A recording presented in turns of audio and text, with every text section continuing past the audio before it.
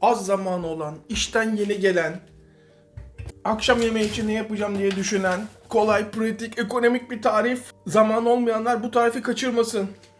Bu arada tavuk niye böyle diye soranlar olabilir. Şu yarısı yok. Yok çünkü Barbaros geçenlerde evde yemek yaptı. Bakın tavuğunuz böyle donmuşsa eğer acil açması gerekenler için gösteriyorum. 1 dakika. Önce yağlı kağıt. Bu tabakla da yapabilirsiniz. Size kalmış. Ben daha rahat gözüksün diye. Kesinlikle 1 dakikayı geçmiyor. Benimkisi en düşük 65 derece olduğu için 65'te yapıyorum. Ama 45 derece olan 45 derecede yapsın.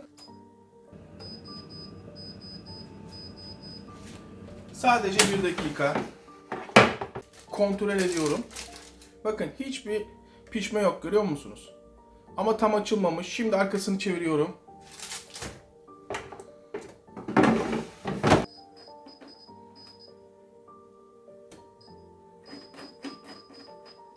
...65 derece 1 dakika.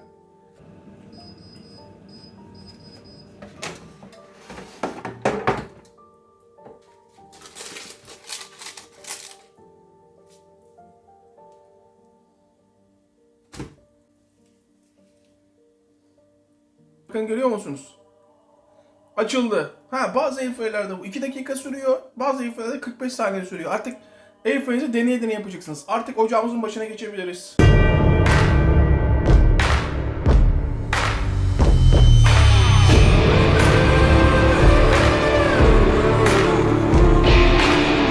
Dibini kaplayacak kadar sıvı yağ, 2 sarımsak patlatarak hemen yağın içine. Bakın nasıl açılmış görüyor musunuz? Bir 5 dakikada köşede bekleyince tamamen sanki hiç buzluğa girmemiş gibi şöyle çizikler atıyoruz. Un ve tavukları unluyoruz ve yağın içine bırakıyoruz. Unla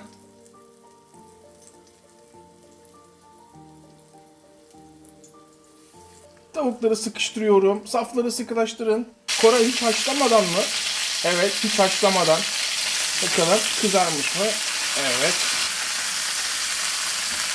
Şu yapışan tavuk parçaları kalsın. Bu esas yemeğe lezzet verecek olan. Hepsini çevirdik mi? Çevirdik. Hepsini olabildiği kadar makarna koyabilirsiniz. Hiç sıkıntı olmaz. Şimdi bakalım fırında da pişeceği için yeterli. Hemen şöyle.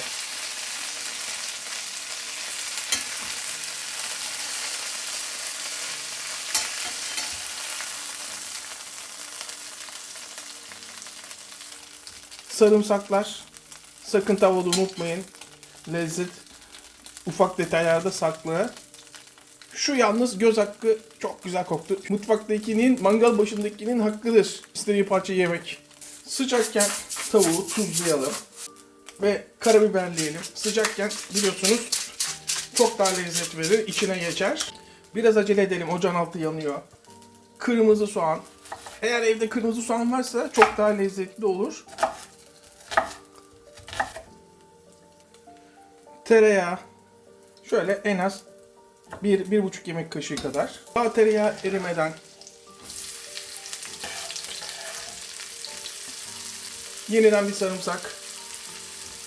Kesebildiğiniz kadar ince ince kesin. Bu yemeği sabah karşı yapmamız sizi yanıltmasın. İnanılmaz lezzetli bir yemek yapıyoruz. Restoranda yeseniz parmaklarınızı yersiniz. Sarımsaklar da oyuna. Tavayı diklez ediyoruz. Yapışan parçalar çözülecek, yemeğe lezzet katacak. O tavuk parçalarını görüyor musunuz? Şu anda lezzet vermeye devam ediyor. Mantar. Mantarlarım çok büyük olduğu için 4 tane benim için yeterli olacak. Mantarı yıkamayalım. Hemen şöyle soyalım. Mantarı şöyle soyduktan sonra hemen ne çok ince ne çok kalın parçalara bölüyoruz. Aynen böyle. Sosun içine. Sapları şu alt tarafını kesiyoruz. Çamurlu olan tarafı. Daha sonra şöyle kazıyoruz. Hemen bıçağı bir silelim. Daha sonra bunları da böyle uzun uzun parçalara bölüyoruz. Aynen böyle. Hemen diğerlerini de keselim.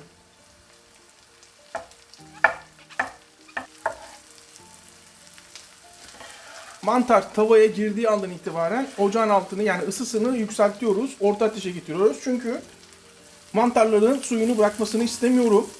Yağın, soğanın lezzetini aldıktan sonra hemen şöyle bir yayıyorum. Geçen tariften kalan yarım paket kremam var. Fakat krema yeterli olmayacak. Çay bardağı kullanalım. Kafalarda soru işareti kalmasın. Makarnanın pişmesi için fırında sıvıya ihtiyacımız var. O yüzden süt kullanıyoruz. İsteyen tavuk suyu kullanabilir.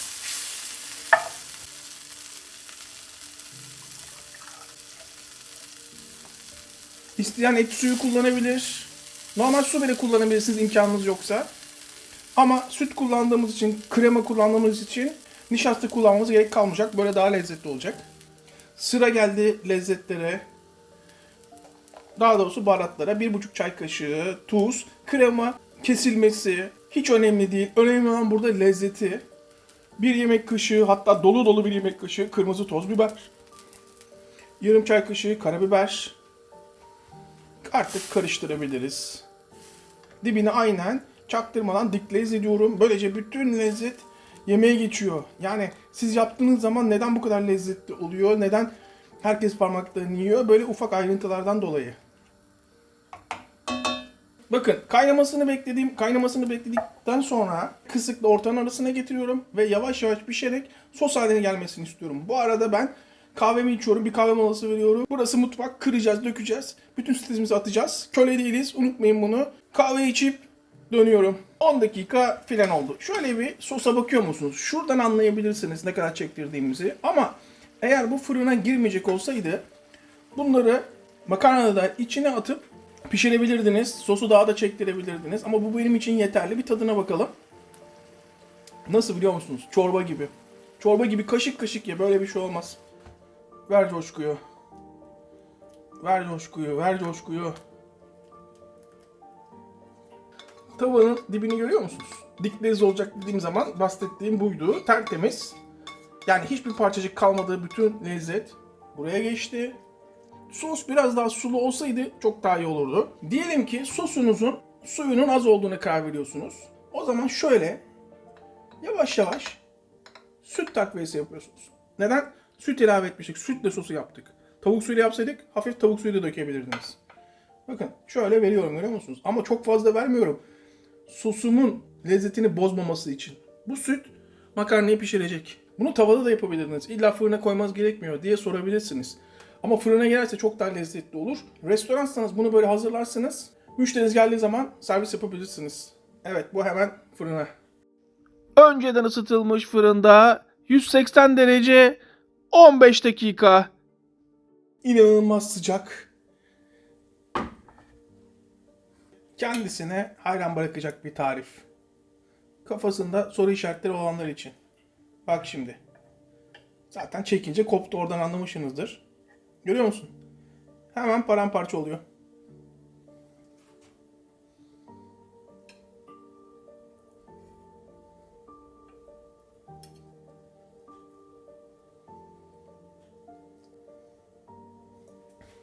Çok az nane. Ben severim. Sevmeyen atmayabilir. Acı isteyen biraz da pul biber atabilir. Nasıl gözüküyor? Tablo gibi oldu mu olmadı mı? 5 yıldızlı restoranta gitseniz şöyle bir tabak gelir önünüze. Sadece burada önemli olan makarnayı nasıl pişireceğinizi siz karar vereceksiniz. Daha sulu pişirip tabağınıza vurarak koyabilirsiniz. Benim yaptığım gibi tek parça halinde çıkartabilirsiniz. Belki kafalarda soru işareti vardır. Ya bu yandı mı yanmadı mı? Altını görüyor musunuz? Nizami pişmiş. Açın ağzınızı. Ama isteyen tabii daha sulu yapabilir. Size kalmış. Hem tavuk hem makarna hem mantar. Şu makarnayı da alalım. İzleyip abone olmayan vicdansızlar. Sizi unuttum zannetmeyin. Gözüm üstünüzde. Sonra da Koray niye tekniği almadık diye soruyorsunuz. Yapacağınız tek şey beğene basmak. Ha isterseniz üye de olabilirsiniz. Hepimize en sağlık. Tekrardan herkese selamlar.